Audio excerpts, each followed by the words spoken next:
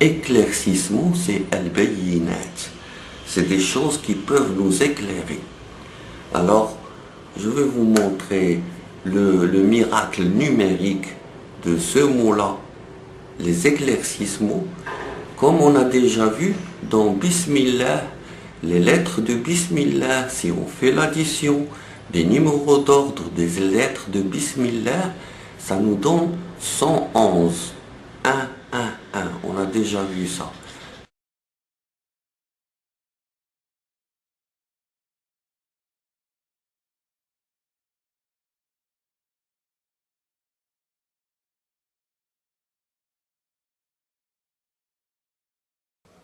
Dès l'entrée, les deux premiers mots, c'est 7 lettres, comme les 7 lettres de l'Ikhlas. Alors, là, nous avons 2, le numéro d'ordre de cette lettre. Là, c'est 12. Là, c'est 24. Là, c'est 1. Là, c'est 23. Là, c'est 23. Là, c'est 26. Si on fait la somme, eh bien, ça va nous donner 111. 1, 1, 1. Voilà, 111. D'accord, on va suivre ce 111. Où est-ce que ça va nous mener? Eh bien, 111, il est là. Et 111, aussi, c'est on prend l'avant-dernière lettre. L'avant-dernière lettre de chaque mot. C'est-à-dire là, le signe. Là, nous avons le lam. Et là, nous avons le mim. Et là, nous avons le 28. Et là, l'avant-dernier mot, il y a le mim avec un alif. Ce que j'appelle les alifs célestes. Il n'est pas sur la ligne, il est sur la lettre. Il prend le même numéro d'ordre que le mime. Ils sont classés dans la même case. Alors, si on prend 12 plus 23 fois 2, puisqu'il y a la shidda ici, ça fait 46, plus 24 plus 1, ça fait 25, plus 28 de la lettre avant de l'avant-dernière, 28, c'est ça, 28, et bien la somme, ça va nous donner encore 111. 111.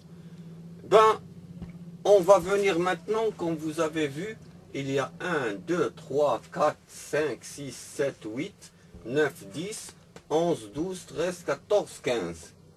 Mais il reste la dernière ligne.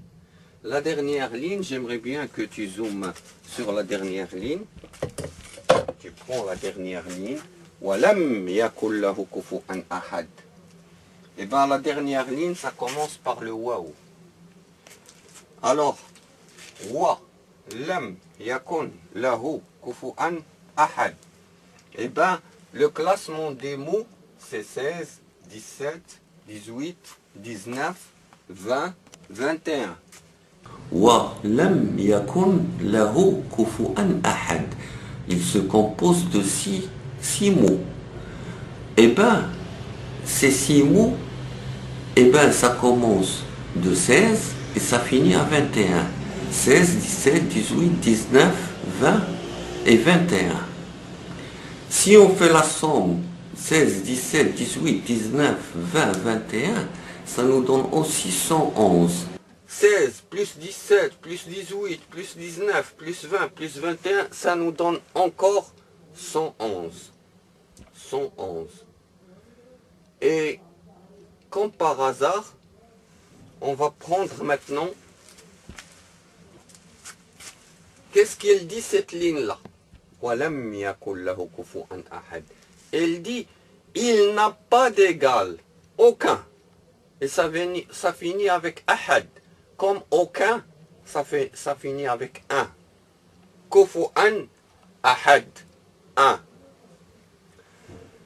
Alors, il n'a pas d'égal, aucun. Jamais il n'avait d'égal, aucun. وَلَمْ يَكُنْ لَهُ كُفُوًا أَحَدٌ.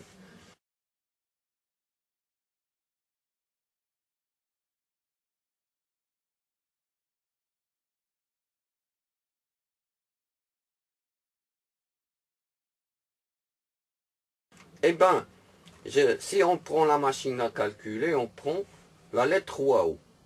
Son classement, c'est 27. Après, on prend la dernière lettre, c'est du deuxième mot. Lam, c'est 24. On prend La dernière lettre du troisième mot, c'est 25. On prend la dernière lettre du quatrième mot, c'est 26. On prend la dernière lettre du cinquième mot, c'est 1. Et on prend la dernière lettre de Ahad, c'est Dal, c'est 8. Et la somme, ça donne aussi 111. 111. Comme par hasard. Le Bismillah 111, les numéros d'ordre de ce 111, le numéro d'ordre des mots, la somme 16, 17, 18, 19, 20, 21, 111, et la dernière lettre de chaque mot, si on prend son numéro d'ordre alphabétique dans l'ordre du hija, ça donne aussi 111. On a vu le 111, ça sort plusieurs fois dans nos calculs et dans nos remarques. C'est au nom du Père, du Fils et du Saint-Esprit, 1, 1, 1, ils ne sont qu'un. C'est Allah Ar-Rahman Ar-Rahim, 1, 1, 1, 111. Bismillah, ça donne 111. Eh bien, autre chose qui est, pour finir cette vidéo-là, pour la clôture, eh bien, si on prend le mot al-bayyinat, si on prend les lettres de ce mot-là en arabe, les éclaircissements, al-bayyinat, eh bien la somme des numéros d'ordre, al-bayyinat, la somme des numéros d'ordre de ces lettres est égale à 111. 1, 1, 1. Et le 111, on a démontré qu'il nous a donné des éclaircissements sur le miracle numérique de la composition des lettres et des mots dans le Coran.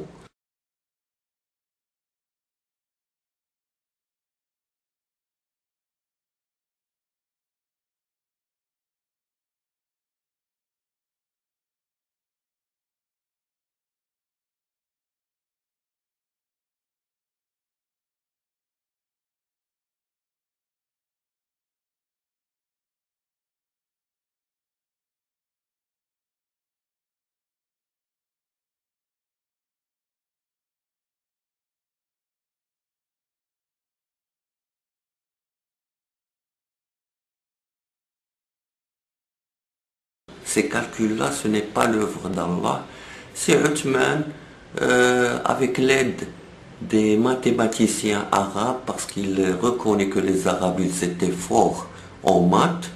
Il dit qu'avec l'aide de ces mathématiciens, Uthman, il a pu rédiger ce Coran et faire ces calculs-là. Eh bien, je te dis, ce que je suis en train de démontrer, par exemple, les calculs sur la Basmala et sur Qul Huwallahu Ahad, je te lance le défi de chercher où tu veux. Tu peux faire des recherches. Il n'y a personne qui n'a jamais parlé de ça avant que je publie ces vidéos-là. Oui, je lance le défi. Je ne me vante pas. Ça, c'est Allah qui m'a donné cette science-là. Je suis en train de l'apprendre à tout le monde. Et si tu dis que c'est Uthman, je pense même que Uthman, il n'était pas au courant de ça. Parce que Uthman, il ne nous a jamais enseigné ces calculs-là. Et tu peux demander aux musulmans, est-ce qu'il y avait déjà quelqu'un qui a déchiffré la Basmala comme je l'ai fait sur ma dernière vidéo? Eh bien, si tu trouves que ça, c'est déjà fait, eh bien, tu vas savoir que je suis le plus grand menteur sur le web. Moi, je ne suis pas menteur. Je suis un homme de savoir, un homme de science. Je fais mes recherches personnelles. Alhamdulillah. Et oui, je sais que tu es jaloux pour ces trouvailles-là. Et si tu dis que Uthman, avec l'aide des mathématiciens, il a pu faire ça, alors je te lance le défi. Toi, avec l'aide des mathématiciens de la NASA, et tu as une calculatrice, tu as un ordinateur, tu as des logiciels, alors tu peux demander recours à qui tu veux. Fais-moi une phrase pareille que la Basmala avec tous ces calculs-là. C'est impossible. Pour une personne qui va me dire que c'est des hommes qui ont pu réaliser ces calculs-là, je dis celui-là, il est vraiment...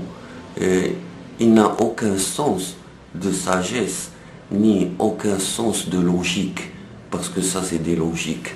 Autre chose qui est extraordinaire, ceux qui nous disent ah, ces nombres-là, ils n'ont pas d'importance. Si ces nombres-là, ils avaient de l'importance, pourquoi le prophète ne nous a pas enseigné ces miracles-là?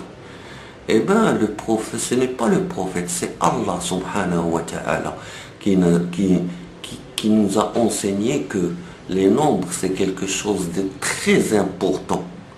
D'abord, dans les écrits anciens, dans l'Ancien Testament, on peut trouver tout un chapitre qui s'appelle les nombres. Les nombres, c'est le déchiffrage pour déchiffrer, décoder.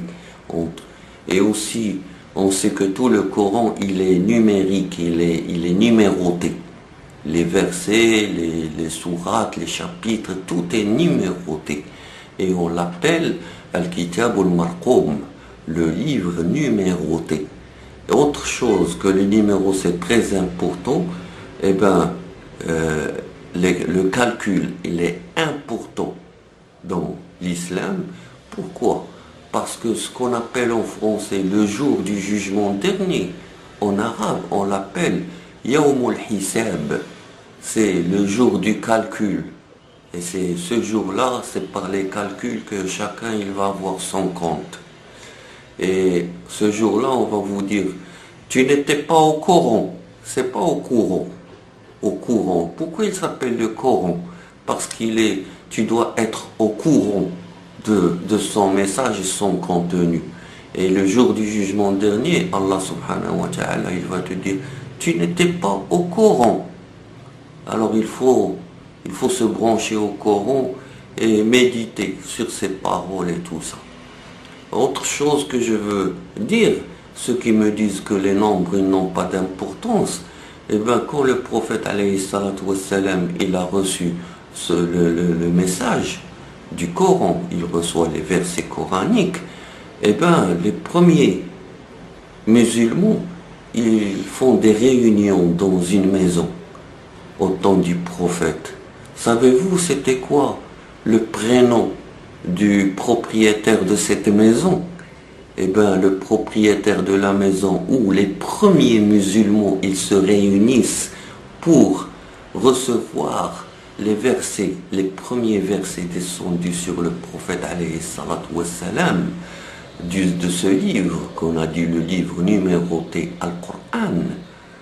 Eh bien, le prénom du propriétaire de cette maison, c'est Al-Arqam Ibn al-Arqam.